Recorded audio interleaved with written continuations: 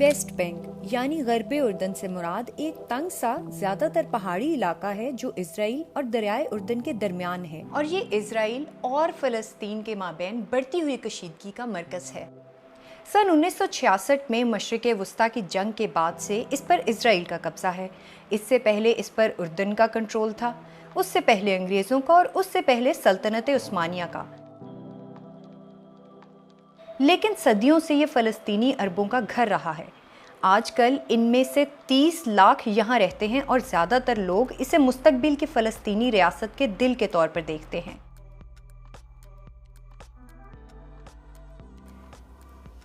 سن 1966 کی جنگ کے بعد کے سالوں میں اسرائیلی شہری آباد کاروں کے طور پر غرب اردن میں جانے لگے۔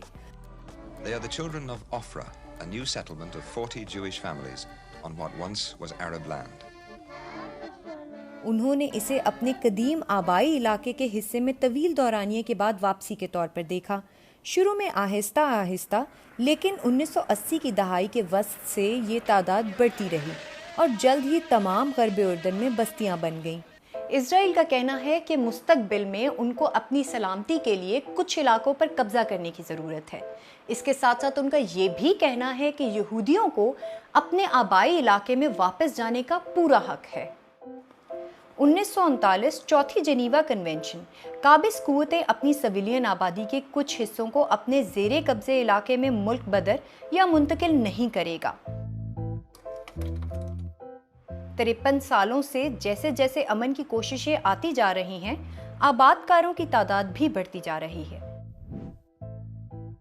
اگر آج غرب اردن کے نقشے پر نظر ڈالیں تو آپ کو فلسطینی شہریوں کے بیچ اور ان کے آس پاس بستیوں کا ایک الجھا ہوا جال نظر آتا ہے، کچھ بلاکس میں اور کچھ الگ الگ آبادیوں کی شکل میں۔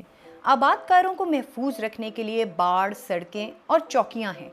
اگر یہاں سے فلسطین کا مستقبل شروع ہونا ہے تو یہ کم سے کم قابل عمل نظر آنے لگا ہے۔ لیکن ایک کام جو اب تک اسرائیل نے نہیں کیا، وہ غربی اردن کو باضابطہ طور پہ اپنا حصہ قرار دینا ہے، یعنی صرف فوجی قبضہ کرنے کے بجائے بستیوں کو باضابطہ طور پہ اسرائیل کا حصہ بنانا۔ اگر اسرائیلی حکومت اب یہ کام کر دیتی ہے تو یہودی آباد کار جو پہلے ہی اسرائیلی شہری ہیں باضابطہ طور پہ اسرائیلی خود مختار علاقے میں رہنے لگیں گے۔ سوال یہ ہے کہ یہ اب کیوں ہو رہا ہے؟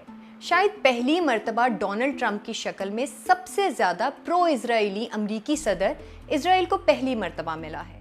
You have been the greatest friend that Israel has ever had in the White House. اس سال کے شروع میں ڈونلڈ ٹرمپ کے داماد جیرڈ کشنر نے ایک اور امن منصوبے کا انکشاف کیا تھا۔ ہم 1966 سے بہت دور آ گئے ہیں۔ اس منصوبے میں دیکھا جا سکتا ہے کہ اسرائیل مغربی کنارے کے تقریباً 1/3 حصے پر قبضہ کر رہا ہے، پچھلی کسی بھی تجویز سے کہیں زیادہ۔ اس میں مستقبل کی فلسطینی ریاست یا اس کے بچے کچے حصے کے بارے میں بات کی گئی ہے، لیکن صرف 4 سال بعد، اور وہ بھی سخت شرائط کے تابع۔ اسرائیل کے وزیر اعظم بنجامن نیتن یاہو کے لیے یہ زندگی میں ملنے والے ایک ہی موقع کی طرح ہے۔ وہ شدت سے ایسے رہنما بننا چاہتے ہیں جو آخر کار غرب اردن پر اسرائیل کے کنٹرول کو ایک قانونی، ناقابل واپسی حقیقت بنا دیں۔ وہ جانتے ہیں کہ موقع بہت مختصر وقت کے لیے دستیاب رہے گا۔ آخر اگر ڈونلڈ ٹرمپ نومبر میں دوبارہ منتخب ہونے میں ناکام رہتے ہیں تو وہ چند مہینوں میں اپنے عہدے سے ہٹ سکتے ہیں۔ تو کیا واقعی ہی یہ ہوگا؟ نیتن یاہو اور ان کے اسرائیلی اتحادیوں نے اس پر اتفاق نہیں کیا ہے کہ اسے کیسے اور کب کیا جائے۔ انہوں نے نہ ابھی تک نقشہ تیار کیا ہے اور نہ ہی کوئی ٹائم ٹیبل۔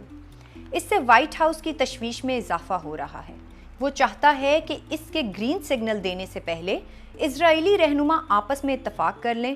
وائٹ ہاؤس نہیں جانتا کہ آیا نیتن یاہو مستقبل کے فلسطینی ریاست کو نظر انداز کر دیں گے، جو زیادہ تر آباد کار بالکل نہیں چاہتے، اور وہاں پر ہر طرح کے ممکنہ نتائج بھی موجود ہیں۔ تشدد بھی ہو سکتا ہے، اور فلسطینیوں کو یہ بھی لگ سکتا ہے کہ ان کی فلسطینی ریاست کے خوابوں کے تابوت میں یہ ایک کیل یا پھر شاید آخری کیل ٹھوکنے کے برابر ہے، اور اسرائیل کو عالمی سطح پر سخت سفارتی نقصان بھی پہنچ سکتا ہے۔ ٹرمپ انتظامیہ کے علاوہ ہر ایک اس کے خلاف ہے۔